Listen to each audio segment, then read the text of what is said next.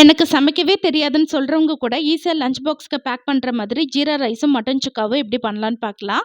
அதுக்கு ஃபர்ஸ்ட் குக்கர்ல 1/2 kilo mutton, 1/4 teaspoon மஞ்சள் தூள், 1 1/2 டேபிள் ஸ்பூன் இஞ்சி பூண்டு விழுது, தேவையான உப்பு, 1 கப் அளவு தண்ணி சேர்த்துட்டு 3 விசில் விட்டு வேக வச்சுக்கோங்க. இப்போ இந்த ரெசிபி பண்றதுக்கு பியூர் அண்ட் லைட்டான பி ரைட் சன்ஃப்ளவர் ஆயில் தான் யூஸ் பண்ண போறோம். It has 0 trans fat. Vitamin A, D and E இருக்கு. From the house of India's number 1 sunflower oil கம்பெனியும் கூட. இப்போ 3 டேபிள் ஸ்பூன் எண்ணெயில 1 கப் சின்ன வெங்காயம், கொஞ்சமா கருவேப்பிலை சேர்த்துட்டு நல்லா வதக்கி விட்டுக்கோங்க. இது கூடவே வேக வச்ச மட்டனை தண்ணி கூட சேர்த்துட்டு மசாலாவுக்கு அன்னபூர்ணாவோட மட்டன் சுக்கா மசாலா 1/2 பாக்கெட் சேர்த்துட்டு நல்லா கலந்து விட்டுக்கோங்க.